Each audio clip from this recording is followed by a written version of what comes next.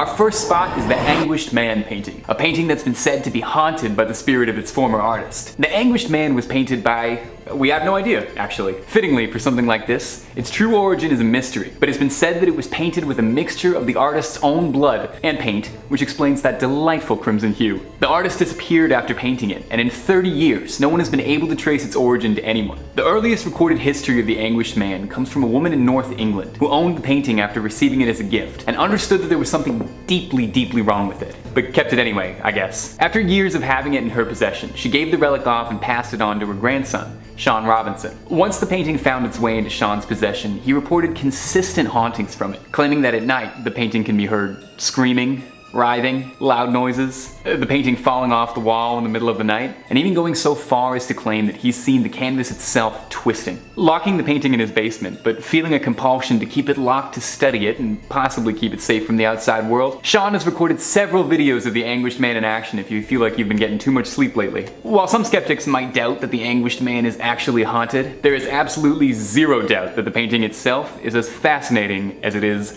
terrifying. Robert the Doll.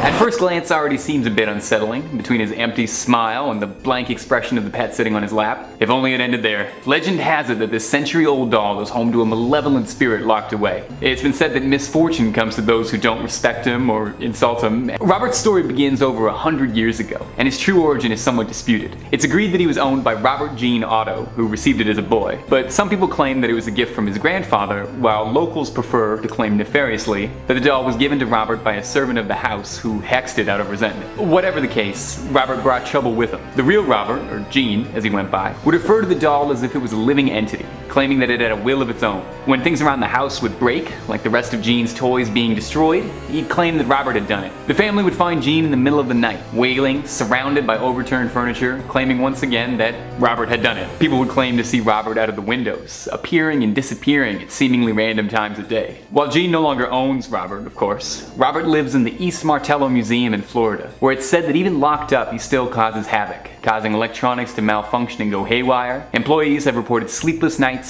strange noises, streaks of bad luck after spending time around Robert. The museum claims too Robert gets 1 to 3 letters a day from people asking for forgiveness or asking him to place a curse on others. If you're ever in the area and you feel like checking in, just make sure you're respectful about it, okay?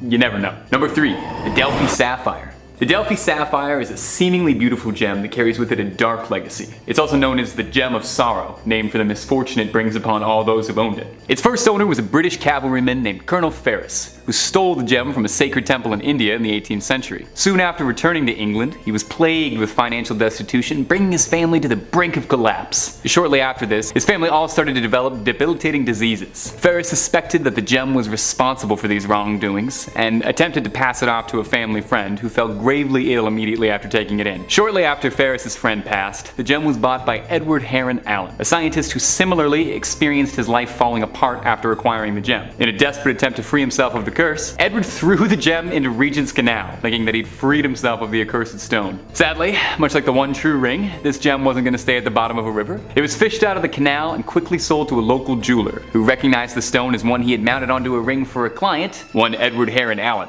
Thinking he was doing Edward a favor, the jeweler crafted a new ring and returned it to Edward. Isn't that nice? From there on, Edward swiftly tried to rid himself of it again, this time giving it off to a singer, who after a brief ownership, lost her voice entirely and never sang again. With the ring once again in his possession, Edward decided to end the vicious cycle of regifting and lock the sapphire away. He locked it in 7 stacked boxes surrounded by good luck charms and gave it to his bank to store in their vault until his passing, never to be opened, never to be sold. Heron even advised the bank that after his passing, it should be kept for another 33 years, just in case there was any residual curse smell in the box, I guess. Anyway, eventually, the sapphire found its way to a museum, as these things always do, who upon opening the 7 boxes found inside a letter reading, "This sapphire is accursed, and stained with the blood and dishonor of everyone who has ever owned it. Whoever opens this box, do with it what you wish. My advice, however, is to throw it into the sea." Number 2, James Dean's car. Absolutely nothing is cooler than driving a souped-up Porsche, and in the 1950s, there was no one cooler than James Dean. Aside from being the cultural face of 1950s teenage delusionment and an icon for outcasts of his day, James Dean had a passion for cars and racing, and had a collection of impeccable Porsches, although the last one he would ever own was a Porsche Spyder 550. It was actually commissioned for Dean, and was one of the first makes of that car produced. A souped-up Porsche capable of race speeds, it seemed like the perfect car for a hot-headed rebel. But from the moment he got it, people were wary. A friend of Dean's, actor Alec Guinness, wrote in his diary after meeting James with the car that the sports car looked sinister to me.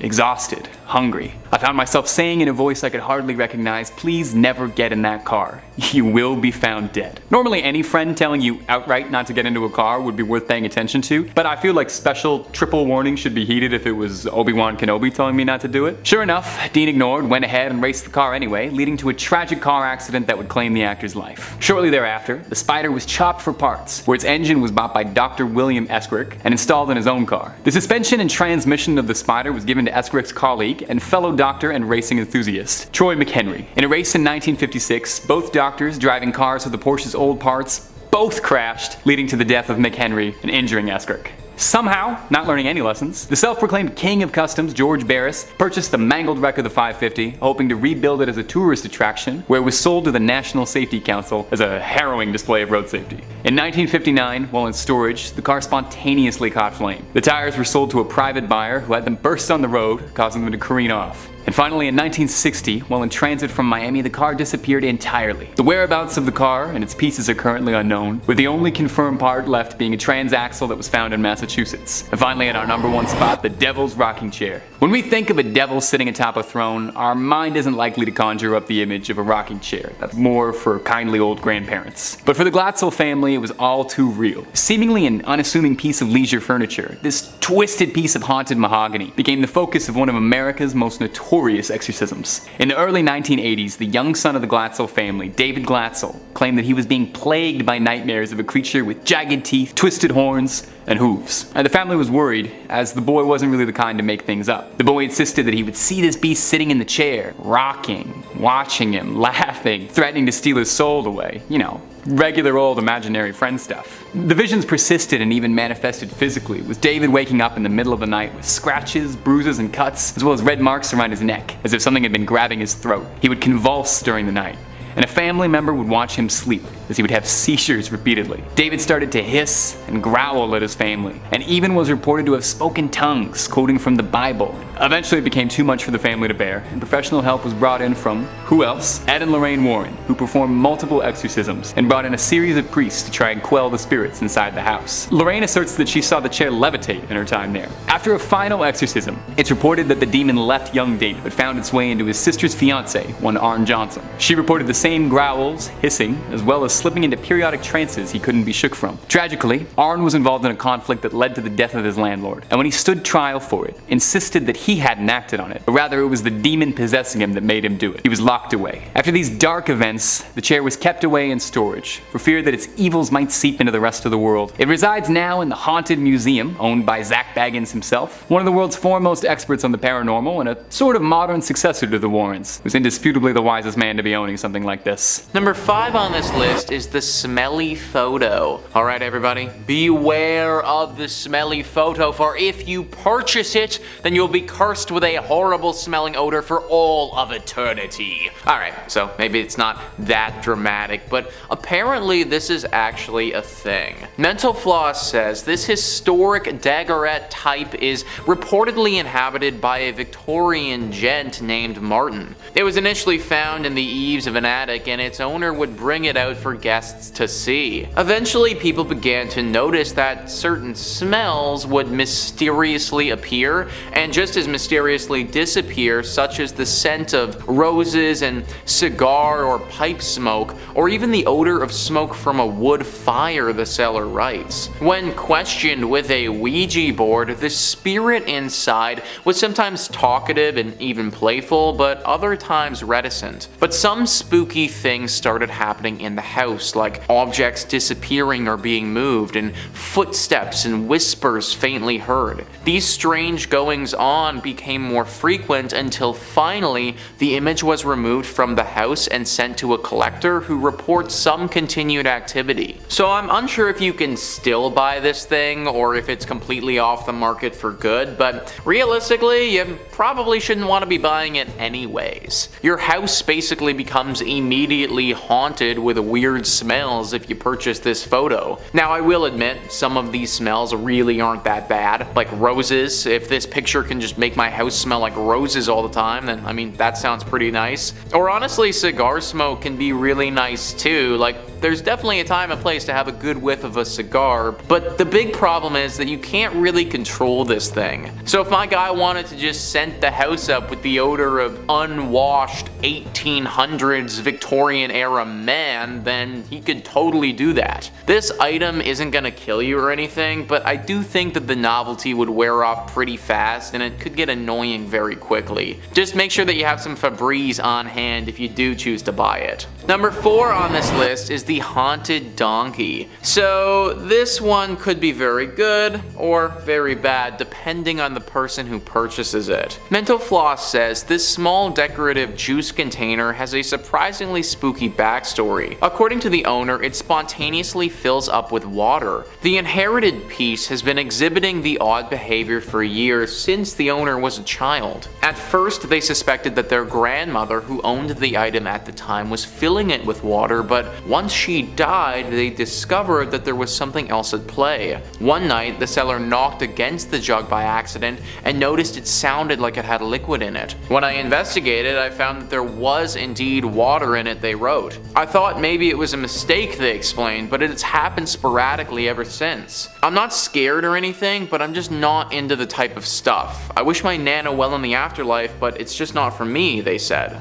Now, one thing that isn't mentioned there is what happens if you drink the water. Apparently, if you have a good heart and are kind and caring and look out for your fellow human, then drinking this water is fine, and it's believed to even give you good luck. But if you don't possess those qualities that I just listed, if you're rude, if you're selfish, and if you're greedy, if you only look out for yourself and will walk over other individuals for your own personal gain, then drinking this water will do the opposite. You will be cursed with bad luck, and it will be very hard to get rid of it. So that's what I mean. This item can be very polarizing and can be super good depending on who buys it, or it could be super bad. Number 3 on this list is the Tai Jin Mask. We have another cursed item from eBay here that can certainly have its benefits, but also have its drawbacks as well if you aren't careful with it. Mental Floss says the person selling this mask claims that they personally witnessed a witch in Thailand capture a jinn or genie in it. Among the mask's alleged talents are the ability to bring the owner riches and the ability to keep vampires away. Both are useful skills, but they come with a price. You must make offerings of food and drink to keep the jinn happy. Not to mention the fact that for the first month you have to meditate on his name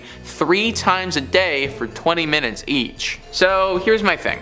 Riches and the ability to ward off vampires, that sounds cool, I like it. I mean, who wouldn't want to have a magical mask that can make you rich? That'd be awesome. Granted, there is that whole other thing too. This is a jinn, and even though that's really cool, I don't want to fall into a trap of fully trusting this thing.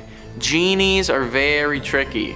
They say one thing, you take it at face value, but they mean something else entirely. So this thing might say something and make you believe that you're getting rich, and then totally flip the script on you and have it mean something else. Also, let's not forget that if you mess up a little bit and don't offer this thing food or water or meditate on it 3 times a day, then it will probably choose to respond decently badly to you. These are all risks that I personally don't think I'm willing to take. Also, here's my other thing. Like, if this mask is gonna give you tons of riches, then why is somebody selling it on eBay? Why would you need to sell this thing if you're already super rich based on the mask? And if it was that great, then wouldn't you want to keep it? I don't know, just some stuff to consider before you pull the trigger on this thing. Number 2 on this list is Lisa's shoes. Lisa was a young girl who lived back in the Victorian era a long time ago. Now apparently she died way too soon. We think it was sepsis, but we don't really know when she died or why she died for sure. All we know is that she was taken taken from the earth way too early. Mental Floss says, said to contain the spirit of a little girl called Lisa, these shoes were found by someone who was curating their late aunt's estate, tucked in a nursery closet alongside various Victorian clothes and toys. They suspected they were haunted, the seller writes, since there was a lot of knocking in the nursery closet. If actually possessed,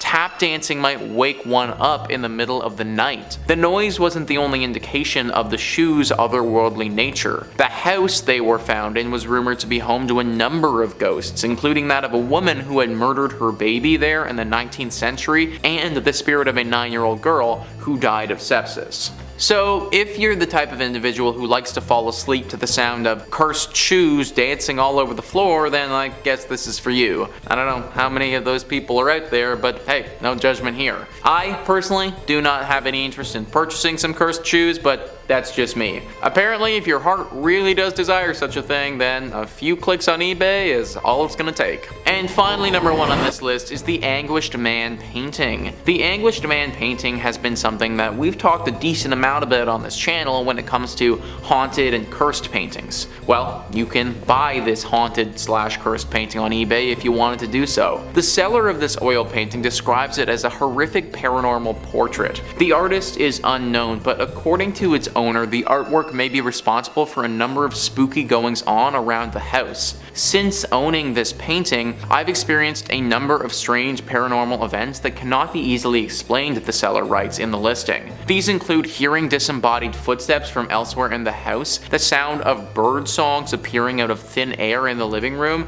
and finally observing a heavy metal door latch lift by itself and the kitchen door open by itself. So that's a hard pass from me, guys. Not only will this painting curse you and your home, but also, like, really isn't that great of a painting to begin with. I mean, I don't want to disrespect the artist here. I'm sure that they had a great vision, but I don't really want to have a picture of a screaming dude in my home just looking at me all the time. Even if this thing wasn't haunted and was just totally normal, that would still scare the bejesus out of me late at night when I'm half asleep going to get a glass of water or something. If you are about it though, then hit them up on eBay and you can get the Anguished Man Painting in your home today. Number 5. The Bassano Vase. When we think of cursed objects, we start to go through the classics, you know, haunted dolls, haunted paintings, even the old haunted diamond. You don't tend to think of haunted glassware. Well, let the Bassano Vase introduce itself. A seemingly unassuming piece of home decor, this sinister flower pot carries with it a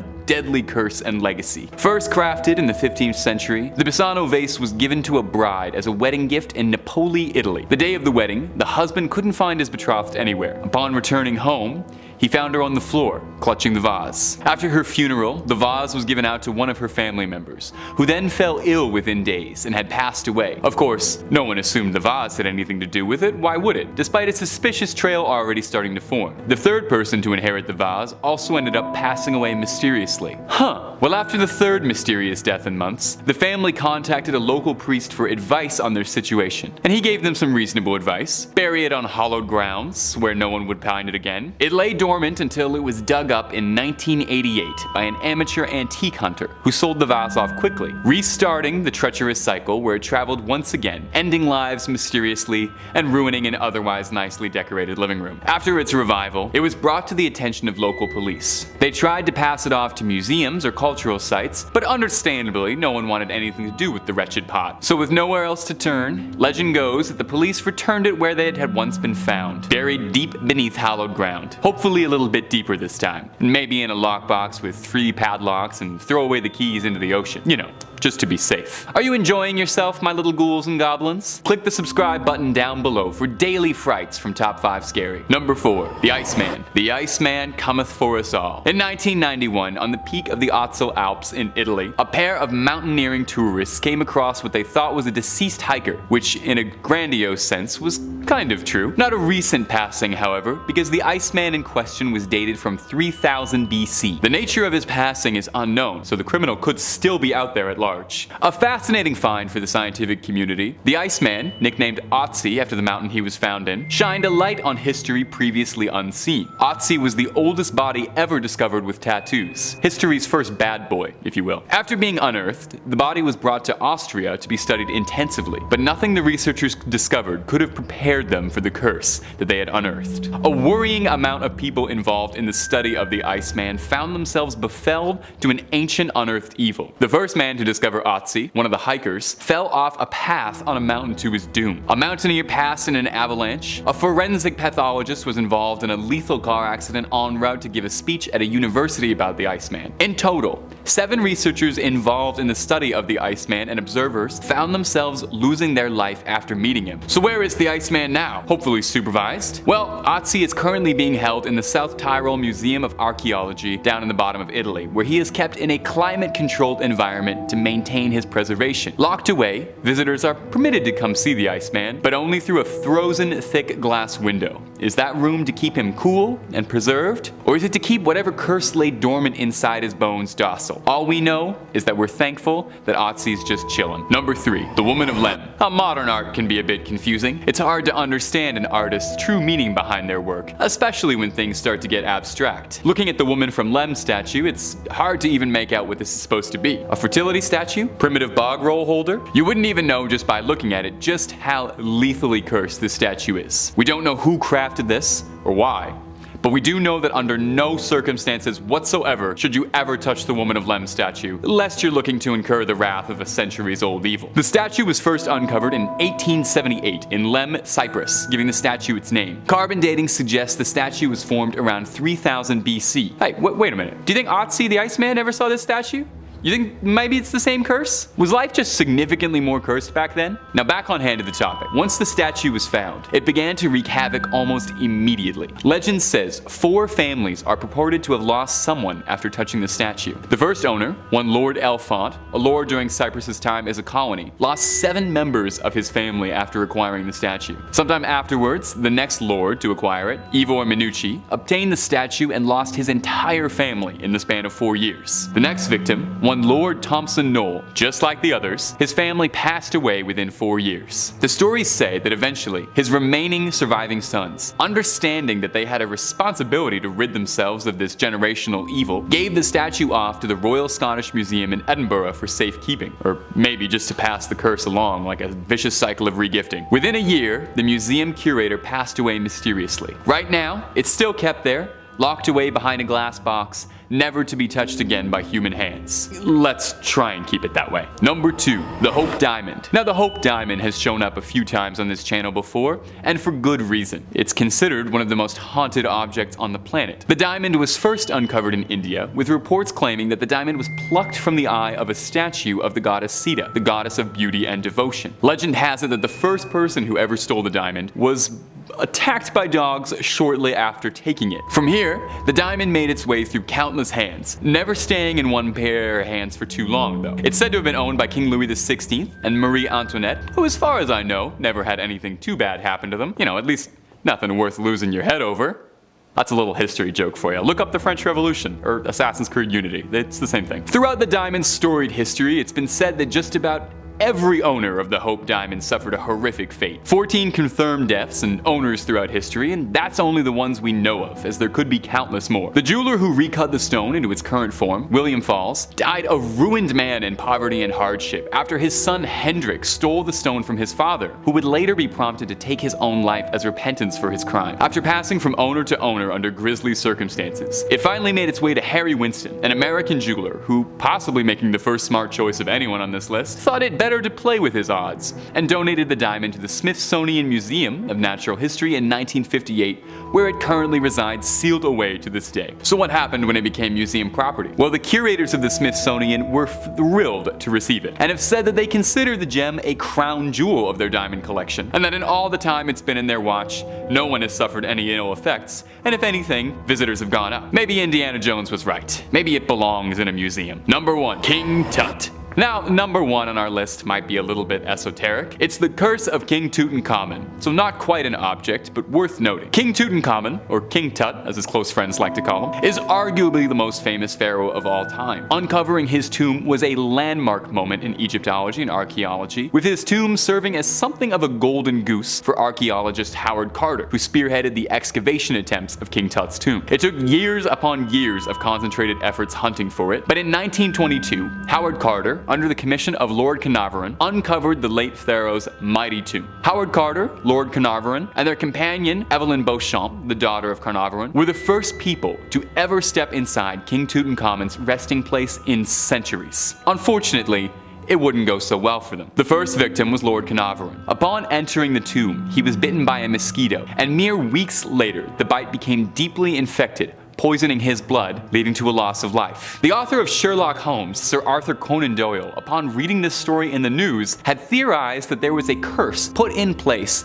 by the old gods watching over Tutankhamun's tomb. And that's the guy who created Sherlock Holmes, so let's assume he's probably pretty smart and doesn't just jump to conclusions. The next victim, George Gould, was a visitor to the tomb who developed an intense fever shortly after walking through it. Within months, he had passed away. Next was A.C. Mace, a digger on the excavation team, passed from an intense case of pneumonia shortly after his involvement. Howard Carter's secretary, Captain Bethel, was the next victim, passing away 6 years after the unearthing under mysterious circumstances, believed to have been smothered in his sleep. Now, Howard Carter, the original excavationist who helmed the venture, didn't believe anything about the curse, claiming that it was all superstition and coincidence, not fitting an educated man. He complained, however, that after unearthing the tomb, whenever he would visit Egypt, he noticed repeated sightings of jackals, the same type of Anubis, the Egyptian god of the dead. Which, I've gotta say, if I recently uncovered a legendary pharaoh and interrupted his slumber to plunder his riches for my personal gain, I would probably be a bit wary about seeing a symbol of the god of the dead following me around. 16 years later, Howard Carter would pass away of Hodgkin's disease. Could he have been the last victim of the curse, or did he manage to escape its throes? The king still rests in his tomb in Cairo, where he shall not be disturbed. You're more than welcome to go visit him if you'd like, but please, be respectful. Number 5. The family jewels. Some things get passed on generation to generation. Some are begged, some are borrowed, and some are stolen. Our first cursed item has made its way across so many seas at the price of many lives. At a whopping 186 carats, the Koh-i-Noor diamond may look precious beyond all belief, but this cursed gemstone has a much darker, unbelievable side too. The name derives from the Persian Hindi words Mountain of Light. Many theories exist as to its original owner and who was originally cut for. A Hindu description of the diamond warns that, quote, "He who owns this diamond will own the world, but will also know all of its misfortunes. Only God or women can wear it with impunity." Well,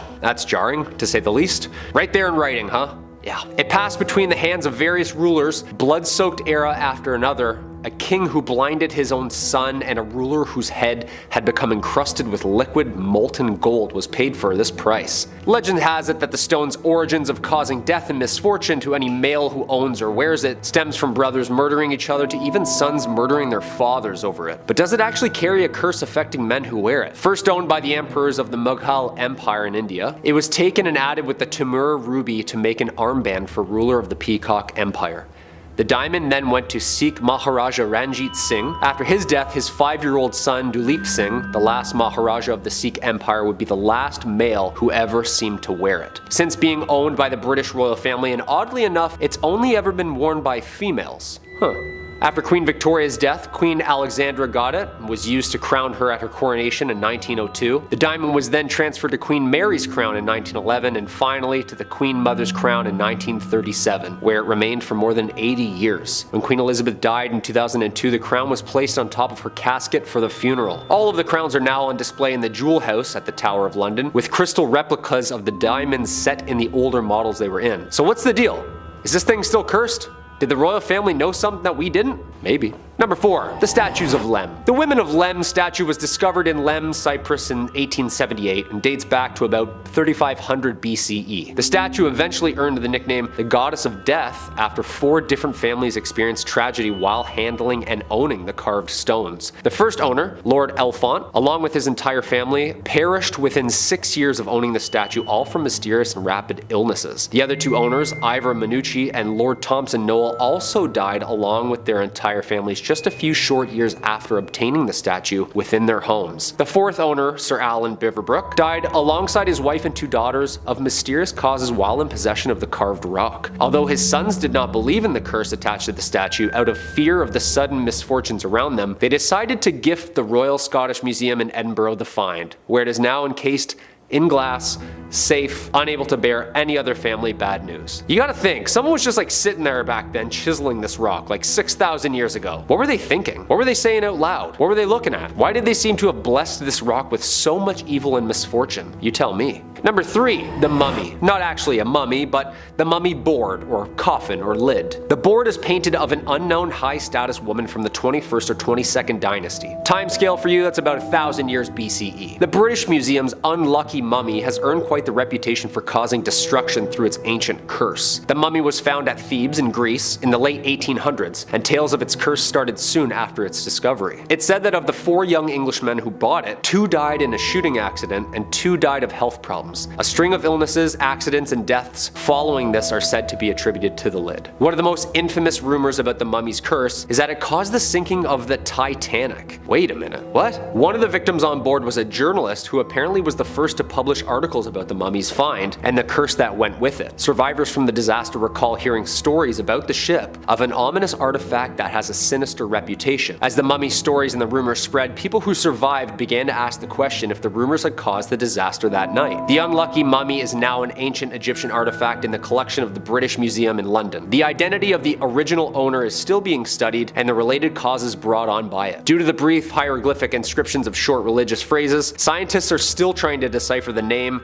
and the curse that comes along with it, and the actual location of where the body disappeared to. It's been feared since the discovery in the late 1880s, and the mummy's lid has acquired a reputation credited with causing death, injury, and large-scale disasters, earning the nickname the Unlucky Mummy. None of these stories have any basis in fact, of course, but the mummy serves as a spiritual question mark and remains a mystery to scientists who crack the code open. Yo, where's Brendan Fraser when you need him, right? He can figure this whole thing out. Number 2, the haunted bed. Apparently there's a bed that makes you more dizzy and have more sinister evil visions than that of a night on a waterbed. Yeah, I've had a couple hungover nights lost at sea, let me tell you. Gets pretty choppy out there. Highly don't recommend it. But this bed, I also highly don't recommend. The lavishly ornate great bed of ware does not like you sleeping in it. The hardwood oak bed is richly decorated and carved with figures and scenes you could daydream for, well, days over. It's so large that it's rumored to comfortably sleep 4 couples. Yeah.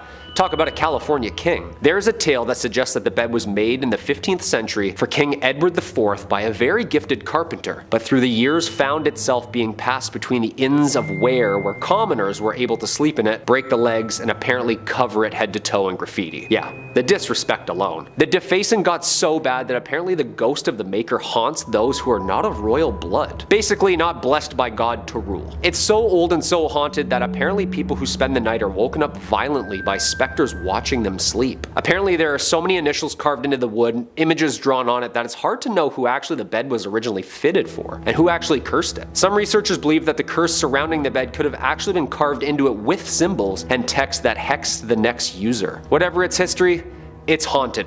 The bed can now be found in the British galleries of the Victoria and Albert Museum in London. We need like the Long Island medium to take a nap in it, you know what I mean? See what she thinks. And coming in at the number 1 spot, the Terracotta Army. The Terracotta Army was discovered in 1974 by a group of farmers. Yang Zifa, his 5 brothers, and neighbor were digging a well east of the Qin Emperor's tomb mound at Mount Lee. For centuries, occasional reports mentioned pieces of terracotta figures and fragments of the Qin necropolis. Roofing tiles, bricks, and masonry were regularly found. But when they discovered heads, Chinese archaeologists started to investigate. To this day, it remains the largest pottery figurine group ever found. The Terracotta Army seemed to be a collection of terracotta sculptures depicting the armies of Qin Shi Huang, the first emperor of China. It is a form of funerary art buried with the emperor around 209 BCE with the purpose of protecting the emperor in the afterlife. The figures were discovered in Lingtong County outside Shaanxi, China. The figures vary in height according to their roles, and they're all dressed in different garbs. The tallest, of course, being the generals. These statues include warriors, chariots equipped with horses, more than 8,000 soldiers, 130 chariots, 520 horses, and 150 cavalry. Other terracotta non-military figures were found in pits close by, including officials, acrobats, strongmen, and musicians. Yo, are we sure that Medusa didn't just make her way through China and start stoning people in time with her looks? Because that's like an entire city made out of clay. In the records of the Grand Historian, China's 24 dynastic histories, it was written that work on the mausoleum began in 246 BCE, soon after Emperor Qin ascended the throne. Apparently the project involved 700,000 workers. Yeah, I'd really hope so, because that many perfectly sculpted figures are so realistic, there must have been a city of artists. The site is now a UNESCO World Heritage Site and has been since 1987. This is scary just looking at it. I'm not convinced this was just an art project for the journey between spirit realms. I think this was used as a decoy for battle. 20,000 figurines just chillin' waiting seems pretty intimidating to me. Whatever its origins,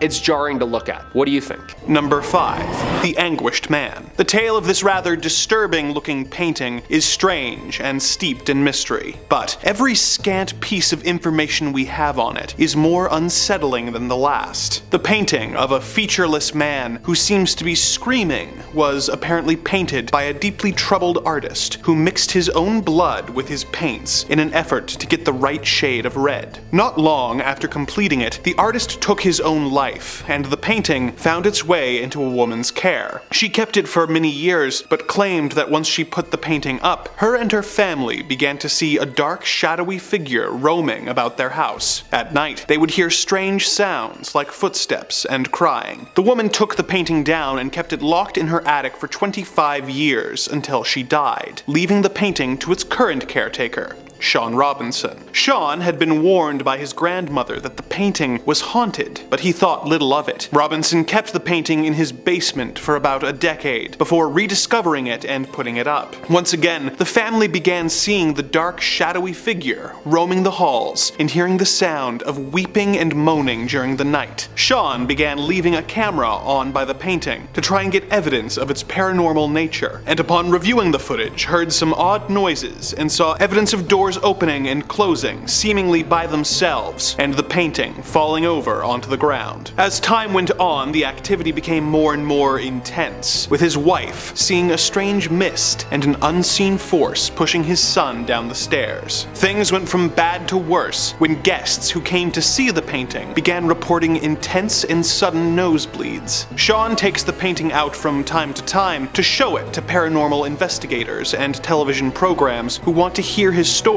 but otherwise, the Anguished Man is apparently kept locked away in a safe location to prevent any further harm from coming to unwitting people. Number 4. Robert the Evil Doll. We've all heard of the cursed Annabelle doll that has permeated pop culture for the last decade, but have you heard of Robert? Robert was a gift to a young boy of the same name, Robert Eugene Otto, from his grandfather. The grandfather had been traveling in Germany and came across the doll, who was not intended to be a toy, but a window display. He bought the doll for his grandson, who dressed it in a sailor's outfit that he had outgrown, and kept it with him at almost all times. As the young boy grew up, witnesses remember his relationship with the doll seemed to grow more and more unhealthy, with him referring to the doll as a living person and blaming mishaps on him. The boy, who went by his middle name, Gene, grew up to be an eccentric artist in a stately home known as the Artist's House. He kept Robert by the upstairs window, where children claimed to see him moving in and out of view. When Gene died in 1974, the new owner of the house, Myrtle Reuter, found the doll and became its new owner. Visitors of the house began reporting the sound of giggling and footsteps coming from the attic where the doll was being kept. When the doll was around people who spoke ill of its original owner, some claim that his facial expression seemed to change. After Myrtle got sick of the doll apparently moving around the home by itself and scaring guests for 20 years, years, she chose to donate Robert to the Fort East Martello Museum in Key West, Florida. Robert now resides in a locked display case to prevent the over 120-year-old doll from decaying further, but also to protect the visitors of the museum. But even those precautions don't seem to always work. Guests who insult Robert at the museum report experiencing tragedies in their lives not long after. This has ranged from people losing their jobs, getting divorced, breaking bones, getting into automobile accidents, and even a few deaths. The doll reportedly receives letters every day from admirers, people wanting the doll to curse their enemies, and a few from people asking Robert to reverse the curse they believe he has laid upon them. Number 3.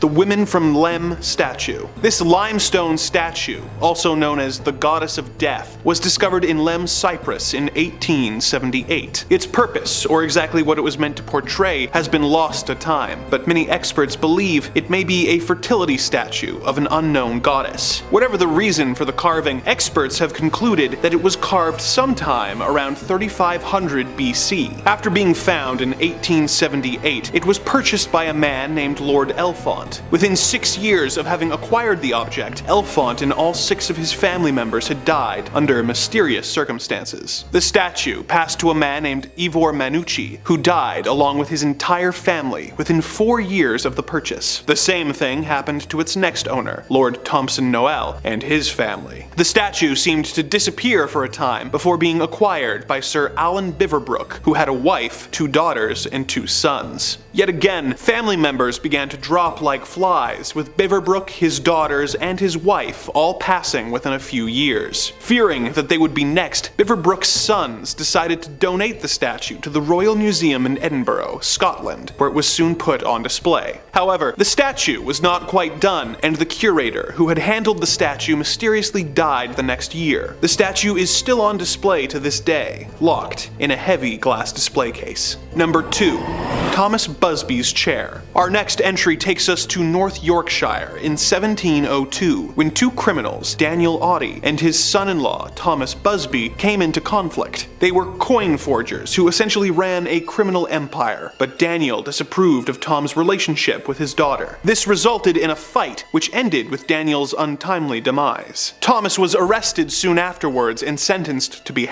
There is some variation in what happened next. Some versions of the tale say that Thomas was arrested at his favorite pub, and others say he was allowed back into the bar for his last drink before his death. Whatever the case, before being taken away, he told the other patrons of the pub, "May sudden death come to anyone who dare sit in my chair." He was then taken away and, as the local historian and poet William Grange described it, the bones of the poor wretch who had committed murder to fester in the sunshine and blow in the tempest until they fell piecemeal to earth, and tradition yet tells tales of night wanderers being terrified when passing the dreaded spot. While Thomas began apparently haunting the spot across from the inn where his remains were displayed, the curse he laid on the chair began taking effect. Over the years, many brave souls sat on the chair to prove they were not afraid and paid the price. In 1894, a chimney sweep sat in the chair and was found the next day hanging next to where Busby had been displayed. In 1967, 2 Air Force pilots sat in the chair as a joke, but when they were driving home that night, they crashed into a tree and did not survive. A few years later, a builder sat in the chair and fell off a roof later that same night. Not long after, a cleaner fell into the chair after slipping while mopping the floor and died of a brain tumor soon after. In 1978, the owner of the now renamed Busby Stoop Inn decided that too many deaths had occurred and donated the chair to the Thirsk Museum. Although they didn't technically lock the chair away, they did hang the chair on the wall, 5 feet off the ground, to prevent anyone from sitting on it and receiving Busby's fatal curse. Number 1. The Bassano Vase. Although it has fallen out of favor now, for centuries, a common gift given to brides on the day of their weddings were intricate ornate vases. Our next tale begins in the 15th century Italy and spans over 500 years. Legend says that on the day of her wedding, a bride in a village near Napoli accidentally found a gift with no clue which of the guests had given it to her. It was a 4-pound silver vase. She decided to put it in her room for safekeeping before the wedding ceremony, but when the ceremony was due to start, the bride was nowhere to be found. The groom went to her room to look for her and found her lifeless body on the ground, with no trace of what had caused the death, other than her desperately clutching the silver vase. The bride was buried, and the vase was passed on to one of her family members to be taken care of. Within days, the second member of the family was dead from unknown causes. The vase was given to another member of the family, and when he also passed away, the family made the connection between all the recent tragedies and the Bassano vase. Unsure what to do, they reached out to a local priest who, upon hearing the story, informed them that whoever had given it to the bride had either cursed it or made it from cursed materials. He advised them to bury it on sacred grounds. They dug a hole and wrote a note warning, "Beware. This vase brings death," which they placed inside the cursed vase. The vase was buried and remained underground for the next 500 years. By horrible chance, a man in 1988 was digging and came across the vase. He read the note, but being the skeptical type, discarded it and took the newly found Bassano vase to a local auction house. The vase went up for auction and was sold for the equivalent of $2,270 to the local pharmacist. Within 3 months, the pharmacist was dead, and the vase was sold by his family to a local doctor, who also passed away soon after. The vase developed a reputation after this, and several people who were approached to purchase it refused, but it was eventually bought by an archaeologist who, despite his family's protests, did not believe in curses. He died 3 months later. His family threw the vase out their window, but a police officer who was passing by saw this and tried to return it. The family refused the vase back and told him of its cursed nature. He tried to give it to multiple different museums, but having heard about the curse, they all refused. Fearing for his life, he did what the bride's family had done over 500 years prior and buried it in a lead box in a cemetery. Which cemetery he used is unknown, but let us hope that no unwitting soul rediscovers this cursed vase and unleashes it upon humanity once again. Number 5.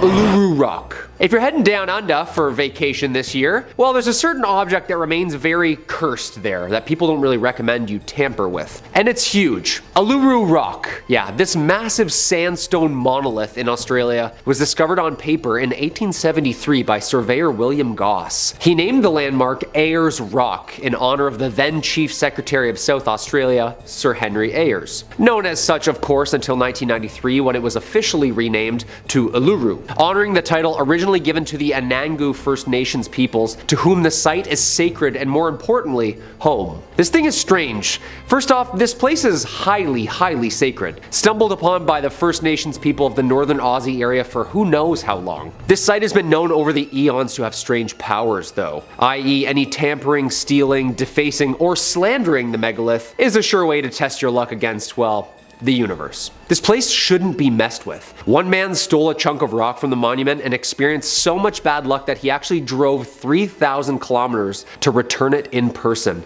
in an attempt to rid himself of the karma he believed was attached to him. The chip was returned 40 years later. The largest piece of rock that was ever returned back to the site weighed more than 70 pounds. Yeah, this is serious stuff. First off, how the hell did you sneak that off the site? Like, did he just back his truck up to it like, yeah, just chip that big rock off, put it all in. He apparently wrote, "Dear Australia, I am so sorry I took this piece of Uluru. I wanted a piece of Australia to take home with me, and this was the wrong thing to take. I hope Australia can forgive me and welcome me if I ever come back. Signed, an unwise traveler." Yeah, the reason they advise visitors not to take anything is the paranormal omens connected to said rock. Also, this is a giant rock we're looking at, like only a tenth of its mass you can see. It's like an iceberg, like underground. So before you experience any bad luck, illness, or karma beyond karma any day soon, I'd just collect seashells and skip this whole thing. No?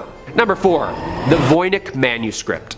As always, if you like what we do here at Top 5 Scary, make sure to hit that like button down below or comment down below which archaeological find you know of that has impending doom upon the discoverer. I love this stuff. It's scary beyond all belief, but it's interesting. We're all about it here. And speaking of, so apparently there's a giant Italian Renaissance-ish folio called the Voynick manuscript. It's named after Wilfrid Voynich, a Polish-Lithuanian book dealer who purchased it in 1912. Yeah, we don't really know what this thing is. One thing it most certainly is would be the most bizarre and mysterious book of all time. 100%. Not only is it detailed so carefully and patiently, it's all like Tim Burton-like, with an entire world drawn and recorded that isn't ours. Like, is this a parallel universe book? Is this language even known? Like, it's unknown, like predates Latin and doesn't even use phonetic patterns and coding. It's the riddle of all riddles. Written in the 15th century, somewhere they think between 1405 and 1450, all 240 pages are inscribed in some sort of indecipherable language, with a small alphabet only of about 170,000 characters. Yeah, it's gonna take a while for them to crack this one. The contents alone have cursed people mad, with obscure visions and obsessions for years.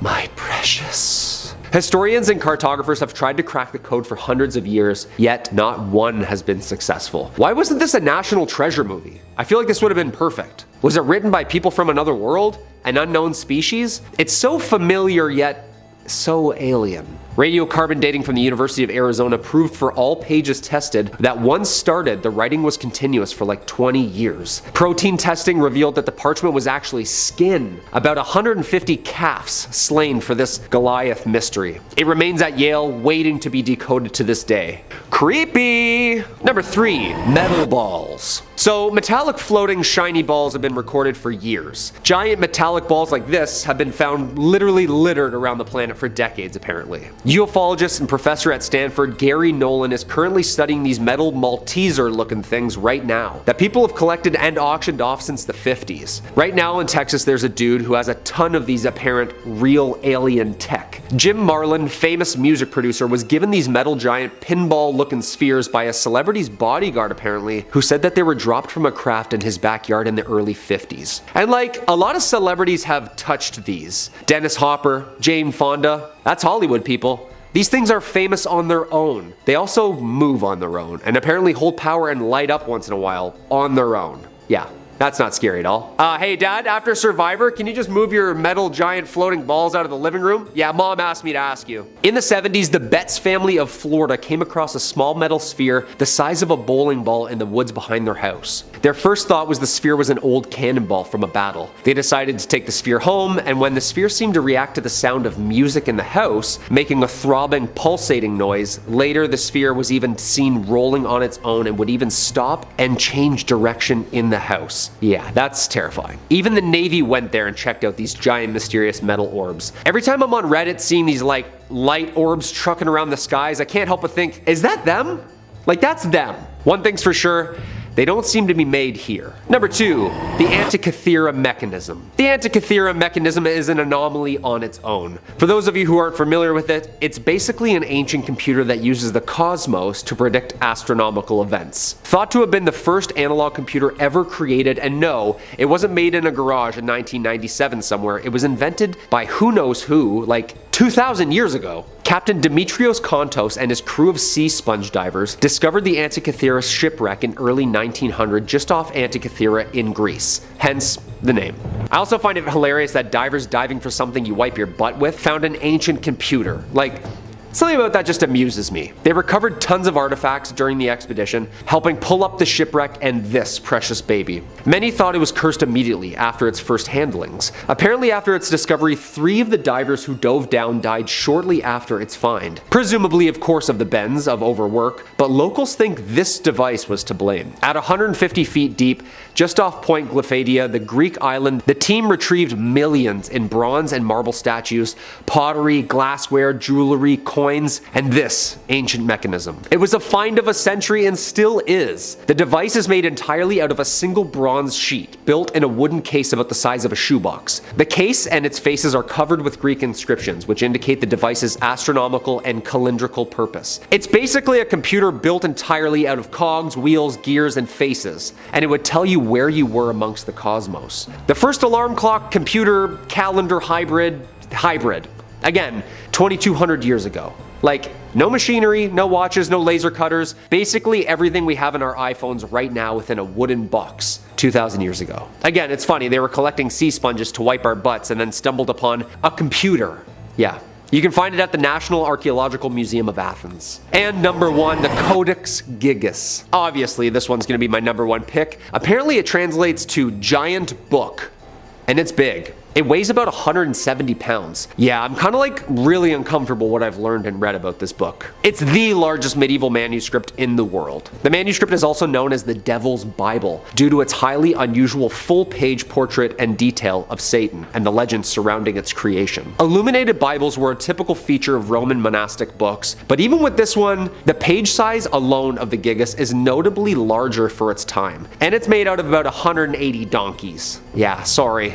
Poor little guys. The most famous myth is that the scribe traded his soul to the Prince of Darkness himself so that he could complete the book in only one night. Everything within the book has been handwritten by a single anonymous person. Created in the early 13th century in the Benedictine monastery of Bohemia, now modern-day Czech Republic, this book holds demonic power. The manuscript contains the complete Bible, Old and New Testaments, as well as all medicinal and cosmological knowledge, all written in Latin, and predated glyphs. However, it is, unbeknownst to any of us, missing 10 pages. Yeah, just ripped out missing. It's like a movie right there. Apparently some think the codex was created by Herman the Recluse in the Benedictine monastery in the Czech Republic before being stolen and taken to Prague by the Emperor Rudolf II, who, fun fact, also stole the Voynick manuscript at one point.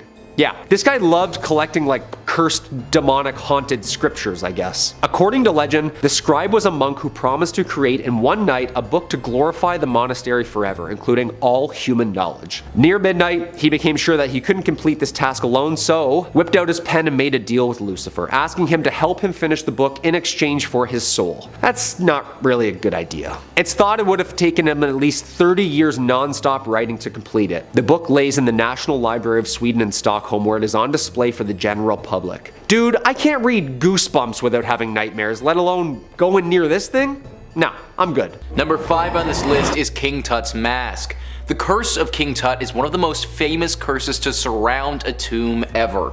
King Tut was a pharaoh in ancient Egypt who boasted one of the most ornate tombs in history. This tomb carried a curse though, and those who entered it suffered fatal consequences. On the pyramids of Giza, there's a very specific curse written on the entrance. It reads, "All people who enter this tomb who will make evil against this tomb and destroy it, may the crocodile be against them in the water and snakes against them on land. May the hippopotamus be against them in water, the scorpion on land." This curse stuck with those who entered.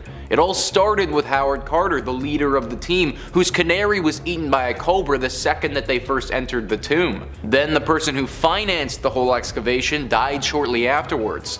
And from there, a domino effect occurred where many others involved suffered horrible tragedies or passed away. Some speculate though that it wasn't actually the act of opening the tomb that sparked this curse, but it was what they did with King Tut's mask. King Tut had a burial mask on when he was mummified and put in his tomb. The mask is beautiful. It's meant to resemble the person it's on so that the gods can recognize him and bring him up to heaven. Inside the mask is a bunch of oils and materials that are said to help preserve the body. All of this is all well and good, but on the back of the mask is an inscription. This inscription is said to be a curse similar to the one on the pyramids of Giza. Well, if that wasn't enough, then there's a rumor this mask was broken during the excavation process and had to be reassembled when they took it back to their headquarters. Opening the tomb is already problematic, but to then break the mask of King Tut that has a curse inscribed on it, that's just asking for trouble. Number 4 on this list is King Casimir IV's coffin. King Casimir was born in 1427 into royalty. By 1440, when he would have only been 13, Casimir was named the Grand Duke of Lithuania, and only 7 years later in 1447 became the fully fledged King of Poland. He stood as the King of Poland right up until the day he died. Oftentimes, kings don't make it right up until their death, but King Casimir's success was pretty historic.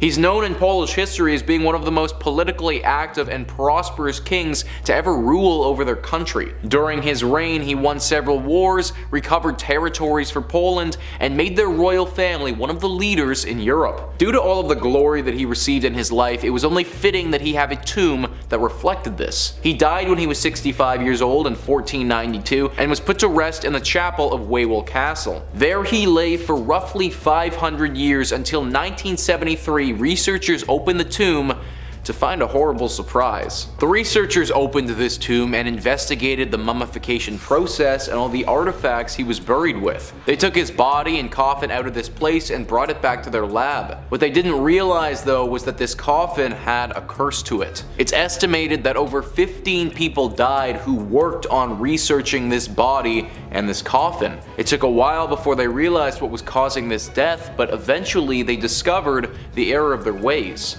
You see, the coffin was cursed, but it wasn't cursed with anything ghostly, it was cursed with Aspergillus flavus. Cursed is also a misleading word to use in this instance as well, because Aspergillus flavus is actually a pathogenic fungus.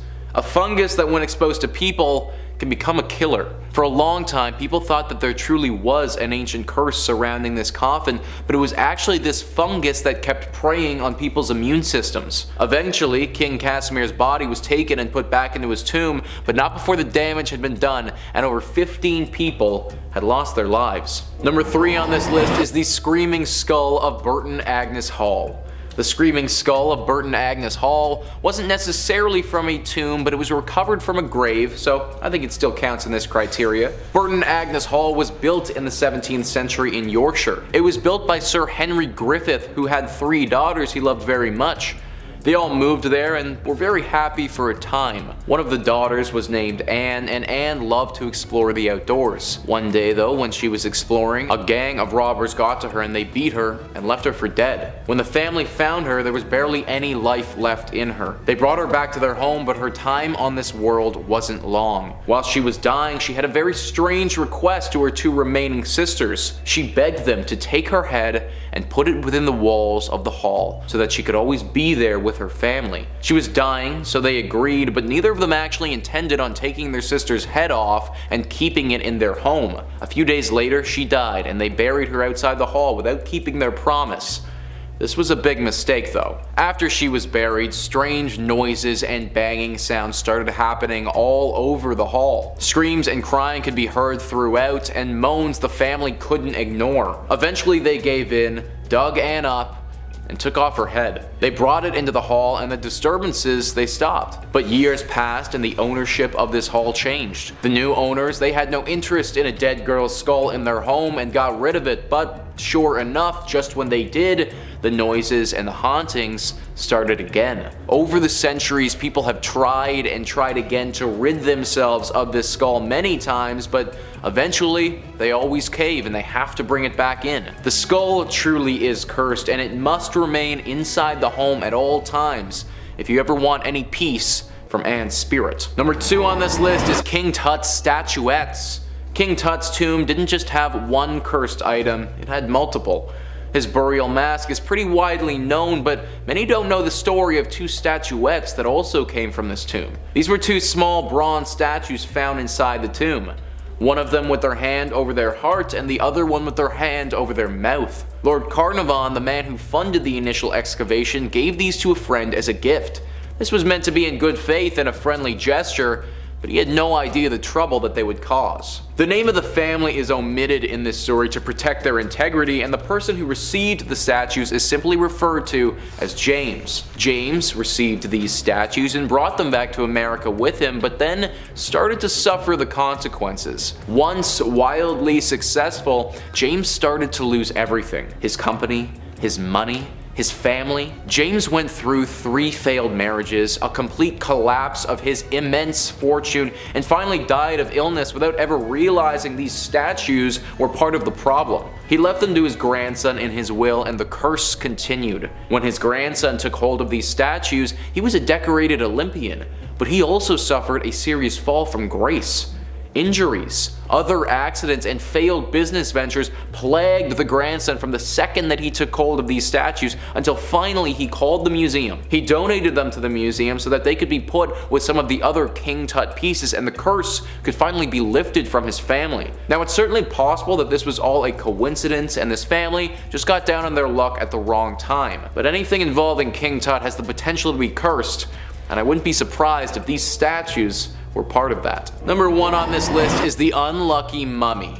The unlucky mummy is an ornate wooden coffin that was found in an ancient Egyptian tomb. This coffin's preservation was remarkable for how old experts thought that it must be. The coffin was said to hold the remains of ancient Egyptian princess Amun-Ra. The legend says that in 1890 some British men stumbled upon this casket at an Egyptian excavation site. There were 4 men and they all suffered greatly right after coming in contact with this coffin. The first man, who initially took ownership of the coffin, was seen leaving his hotel and walking straight into the desert to never be seen again only after 1 day of possessing said casket. The second man on the very next day was accidentally shot and had to have his arm amputated. The third man, when they did eventually get back to Britain, returned to see that all of his life savings were gone. And the last man died from disease shortly after the discovery of this artifact. And just like that, the curse of the unlucky mummy began. Now there are some misconceptions with this mummy.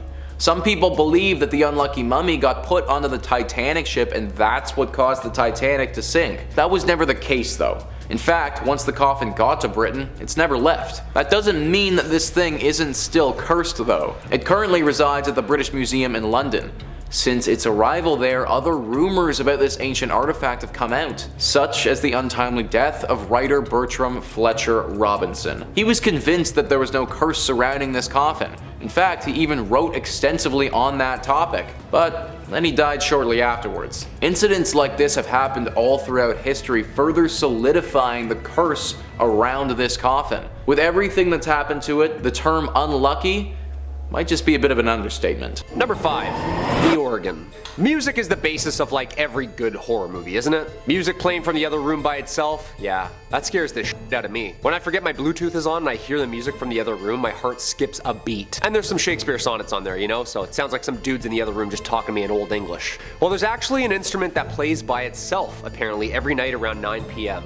Unless it has priests bless it to keep it only wood and ivory. Apparently it likes to play a little number or two from the other side. Residing in the Warrens Occult Museum in Monroe, Connecticut, Ed Warren, the husband of the famous demonologist duo, apparently likes his classic music. Well, not live, I should say. He obtained the organ apparently after authorities cleaned out a haunted house owned by Reverend Eliakim Phelps in Stratford, Connecticut. Somebody from the authority at the city of Stratford reached out to Ed asking him if he'd be interested in obtaining a musical instrument in which needed some special handling. Nothing like a dusty old haunted organ, like the old hockey games and churches organs, you know? Apparently one night Ed was woken up by the sounds of the chords of the organ being played. It was late at night, so naturally Ed thought maybe someone had broken in and was fiddling downstairs with the instrument. Ed went down to check it out, and as soon as he entered the museum where the Warrens' haunted items are kept, the organ would just stop. Yeah, creepy. And also annoying. Like, why do ghosts always do that? It's so like trickster of them, you know? This would happen over and over and over again. The organ finally stayed quiet semi-permanently when after the Warrens asked a priest to bless the organ on a regular basis. Apparently it needed to be continuously cleansed or else the mysterious pianist would start their eerie tune again. Yeah, organs have to be the scariest instrument on this planet. So Halloween-y sounding, you know what I mean? And so Dracula-ish. Toccata in D minor, just Number 4, the wedding dress. Your wedding day is supposed to be the happiest day of your life, isn't it? Dressed to the nines, till death do us part, cake smashed into your face, yada yada yada, and of course, that iconic wedding dress, you know? Yeah, it's tradition. So what's this wedding dress doing in the Warrens Occult Museum then? Well, the official story behind the white gown in the Occult Museum is that of the White Lady of Union Graveyard. She has been spotted for decades. Many claim they have seen the lady in white at Union Cemetery. She's said to walk the graveyard at night, and locals tell us they've also seen her on nearby roads. Union Cemetery sits just off the junction of routes 59 and 136 in Easton, Connecticut. The legend goes, it's the home of a spiritual entity that allegedly walks the property. I can tell you that now for a fact that this place is haunted. It's one of the most haunted places around, said Lorraine Warren herself. Yeah, and she's seen some stuff in her time. One of the most infamous encounters is that late one night a man was driving down Stepney Road in his pickup truck just past Union Cemetery. Out of nowhere, a woman in a white dress appeared in the middle of the road. The man couldn't slow down in time and struck the woman head on. When the man screeched to the side of the road, there was no sight of the woman he had hit. Apparently this happens more often than you think on that road. Whoever she was, apparently the couple has her dress locked in the Museum of the Occult Finds and deems it spooky enough to leave it alone. Number 3. The Purple Sapphire. Well, not really a sapphire, but actually an amethyst. The spiky purple quartz looking thing. Hey, who said that haunted to hell items can't be precious and beautiful? Well, don't say that, because apparently this one is cursed, like cursed. The mysterious Delhi Purple Sapphire is now permanently on display as part of the Natural History Museum's vault collection of precious gemstones. The mysterious stone is rumored to have been stolen by a British soldier from the Temple of Indra, the Hindu god of war and weather, in Kanpur, India, during the Indian Mutiny of 1857. It was brought to England by Colonel W. Ferris, whose family then supposedly suffered many financial and many health problems. I love how financials first. The stone was given to Edward Heron Allen, a scientist and writer, in 1890, who claimed to have started having bad things happen to him and those who were lucky enough or unlucky enough to see or hold it. He came to the conclusion it was hexed with a curse, and eventually decided to have it stored away in a bank vault inside 7 locked boxes with a note of warning to anyone who dare handle it. Allen warned that the Delhi Purple Sapphire is cursed and is stained with blood and the dishonor of everyone who has ever owned it. Weary of its alleged powers, he kept it locked away in 7 boxes and surrounded by good luck charms. He also left strict instructions not to remove the amethyst until 33 years after his death. It's very specific. Heron Allen's own daughter was forbidden under every circumstance to even touch or handle the stone, which, half a year after her father's death, she donated the amethyst to the Natural History Museum where it's on display today. Okay, so his own daughter donated this thing. She didn't even want it. That's a little spooky. Now, I mean, he was a writer, and writers can exaggerate sometimes, but not giving it to his own daughter and her not wanting it at all after his death? That sounds a little bizarre to me. Number 2, the haunted book. Okay, so sometimes we all find spooky doodles from the past we drew as kids. Finding old spooky pictures or letters written, that can be fun and great for scary stories. Apparently I drew aliens a lot. Yeah, who'd have thought? This next item holds more than just letters though. It holds power.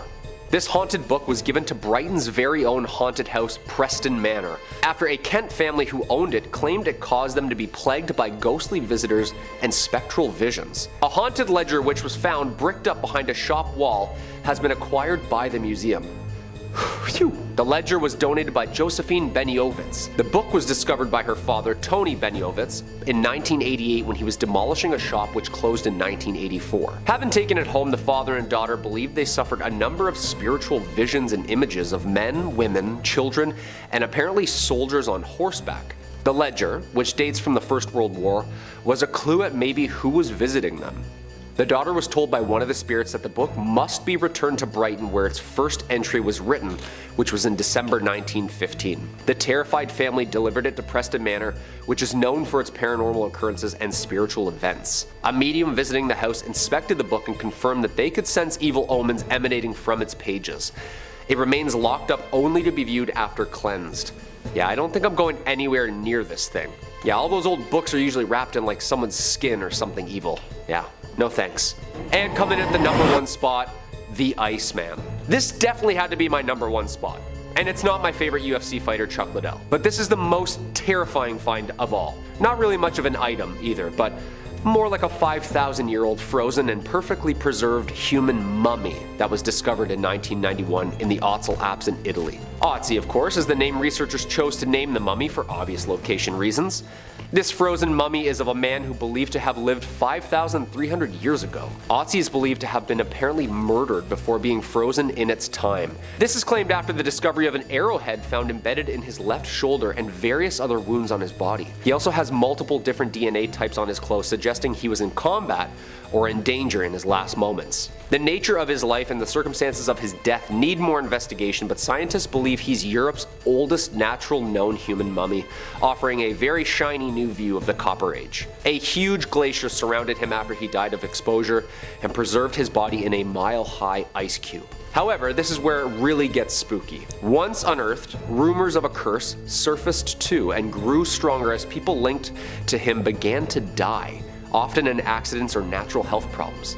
All in all, so far 7 deaths have been tied or loosely related to Otzi's de-thawing, including forensic pathologist who was killed in a car accident en route to give a speech about Otzi the Iceman, a mountaineer who died in an avalanche, a hiker who discovered the Iceman on a hike with his wife and later perished after falling down a treacherous path. A molecular archaeologist was found dead in his home after he was finalizing a book about Otzi. The head of the forensic team died of a heart attack, another discoverer died of a brain tumor, and another researcher perished of multiple sclerosis. Yo, say what you will about curses if you believe them or not, when people start dropping all involved in this one find, there's gotta be some sort of otherworldly connection going on here. Whatever the case may be, this find is one of the most scientifically precious and also one of the most spiritually terrifying. Should we study this mummy some more and unearth more mysteries of the past, or should we risk the lives of those who study it? Number 5. The Ring of Silvianus. The Vine Ring, aka the Ring of Silvianus, is a gold ring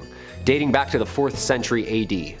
The ring was discovered in the fields of a farm in 1785 in Hampshire, England. Originally the property of a British Roman named Silvianus, apparently it was stolen by a person named Sanicianus, upon which Silvianus hexed the ring with a curse. That's right.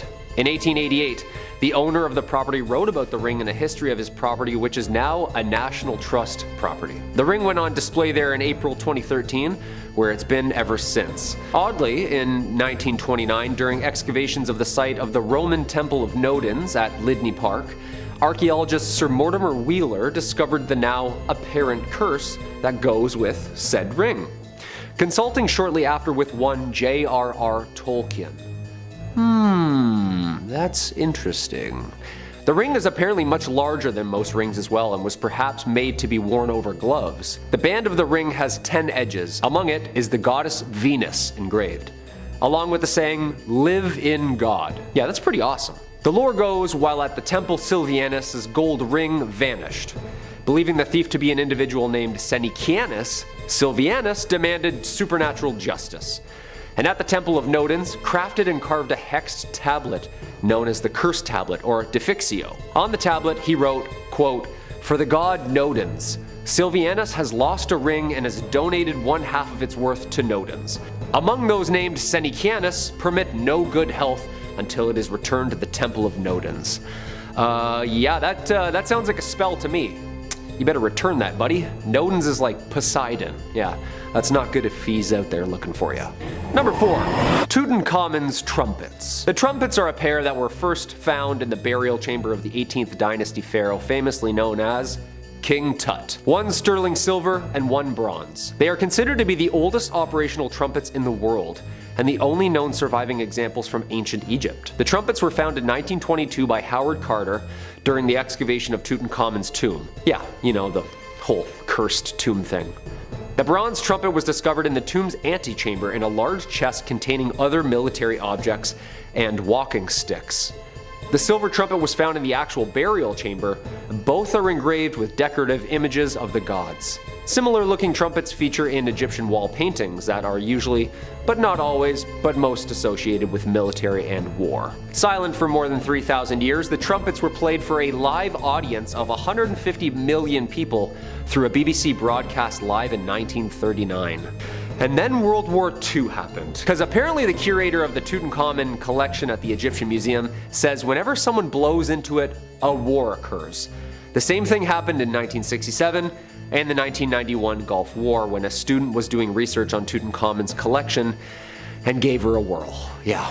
The bronze trumpet was one of the artifacts stolen from the Egyptian Museum in Cairo during the Egyptian looting riots in 2011 and then, hilariously enough, returned weeks later. Yeah, apparently it's like really cursed, like haunted cursed. Guy didn't want it anymore. Shocker. Number 3, the statue of Osiris. And speaking of ancient Egypt, we arrive yet again at something stolen.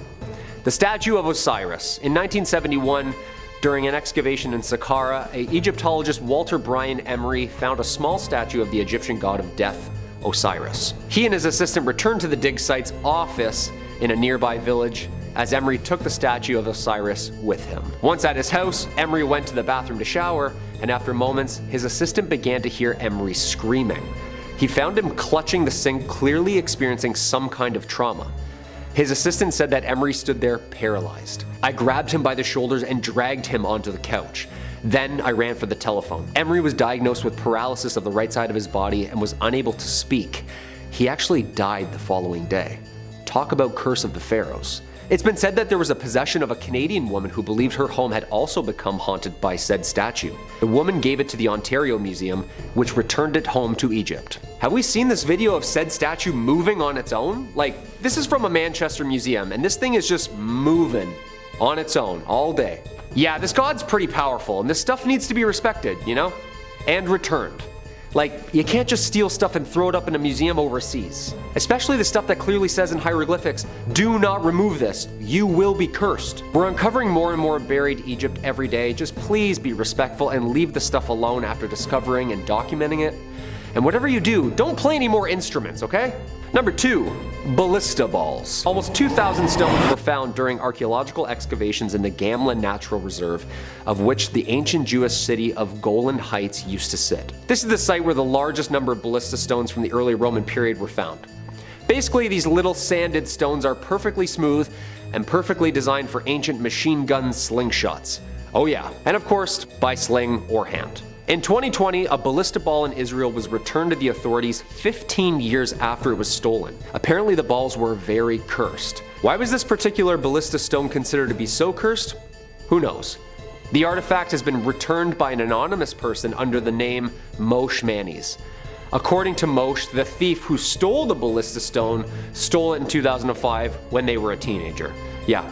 Oh yeah, it's definitely not me. No, it's a friend of mine. Yeah, no, definitely not me.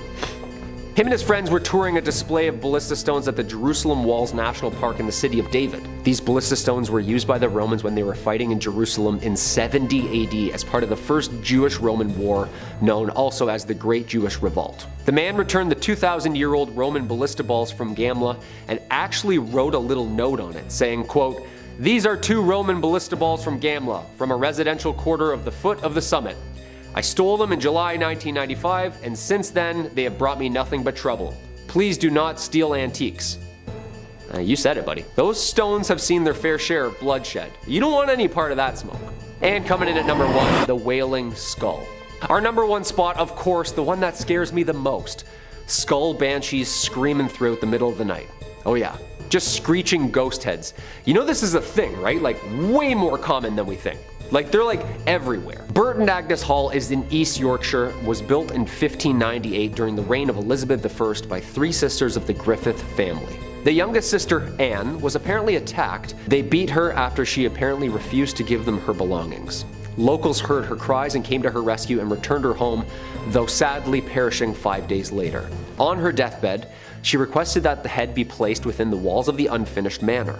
The family ignored her request, and after she was buried and the house's construction was complete, the sisters began to hear sinister noises throughout the empty house. Well, screams, actually.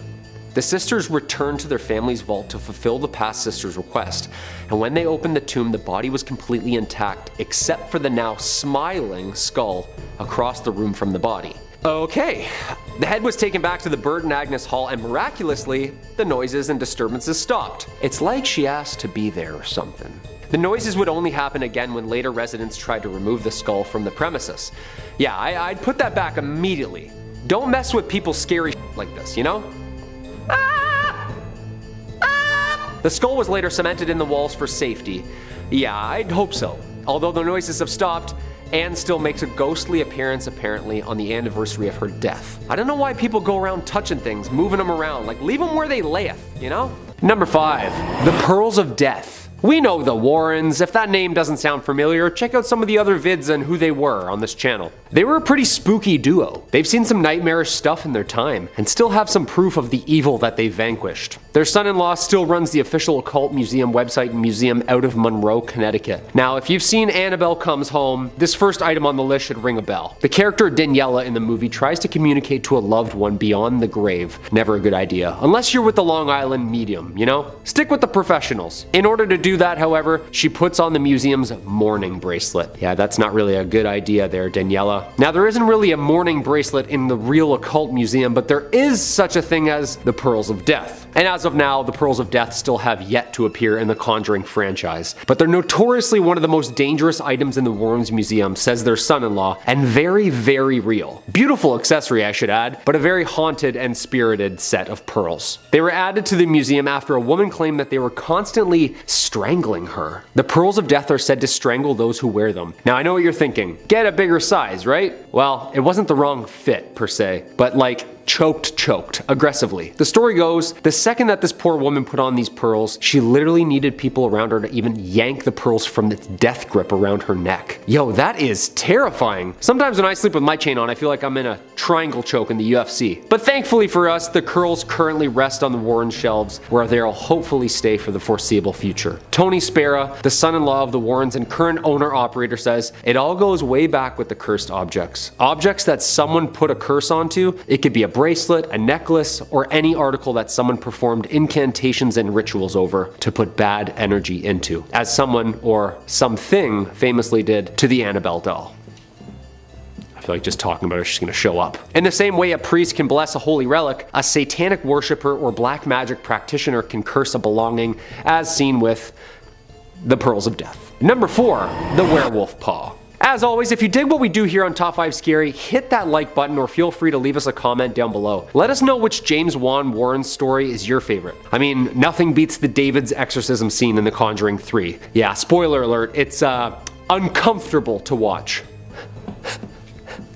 Some of you will get it. Scariest thing I've ever seen in my life, I swear to God. However, in Annabelle Comes Home, we see another terrifying object just chilling on the shelf, a werewolf claw. Later in the movie, we even see a real werewolf demon thing outside the Warrens' house. And of course, according to Tony Spera, the werewolf paw is a nod to the real 1980s werewolf case that took the Warrens all the way to London, England. A true story of demonic possession, and not just normal demonic possession. That's a weird sentence to say out loud. But we know about this case. Apparently, they watched a television program, Sightings, and police officers and locals got interviewed about their encounters with a real local werewolf, the infamous Bill Ramsey. They said his abilities to take on men twice his size with ease as he would rampage through the city, blacking out. Lorraine felt a connection to him, and after traveling to London, she found Bill. According to Lorraine, he was possessed by an evil wolf spirit and needed a full-blown exorcism. The exorcism was a success on American soil, and Bill was able to return home, ready to start the rest of his non-lycanthropic days. He wouldn't grow hair or change at a full moon, but he used his fingers like claws, attacked people, and even would run around on all fours. Could this wolf paw in the museum be responsible for the werewolf case in London? I think it might. Number 3, the cursed brick. Perhaps one of the least terrifying items on this list is a brick from the Borley Rectory, aka a brick from one of the most haunted houses in all of England. The house was originally built back in 1862. It was a house built for the rector of Borley, but after a fire in 1939, it was never rebuilt. It was finally demolished after in 1944, but before its final days, Harry Price, a paranormal researcher at the time, reported numerous ghostly sightings, including a ghost nun, a ghost car passing by, as well as numerous horse and buggy sounds on the property. That's terrifying. Yep.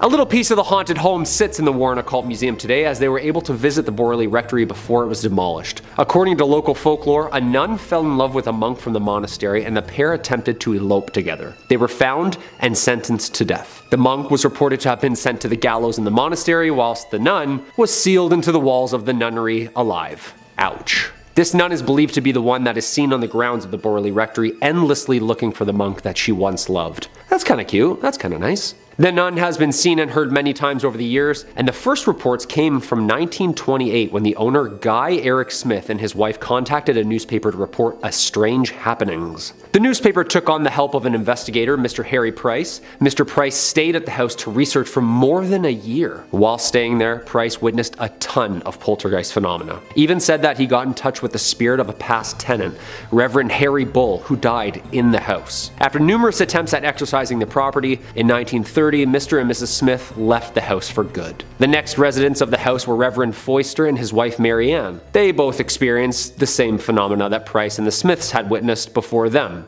However, this time the poltergeist activity seemed to be a little bit more aggressive, with reports of smashed glasses, broken windows, and Marianne being even thrown from her bed in the middle of the night. In 1939, the house was burnt to the ground due to an oil lamp. It was then left to ruins until 1944 when it was demolished. The Borley Rectory was said to have been the most haunted building in all of the UK, so although just an unassuming brick, its origin story has seen quite a bit of life and death. Number 2, black magic dolls. We already know some of the infamous museum dolls that are haunted by all hell, but we're not talking about Annabelle. There are apparently handfuls of other dolls that deserve some jarring honorable mentions. Tony Spera believes that there are dark powers that live amongst the various voodoo dolls and handmade figurines that are just casually splayed out for museum goers. Stuffed dolls like the Shadow Doll, of course, who looks like a night terror version of a twisted Muppets puppet. It's known for visiting dreamers and stopping their heart mid-nightmare with fear.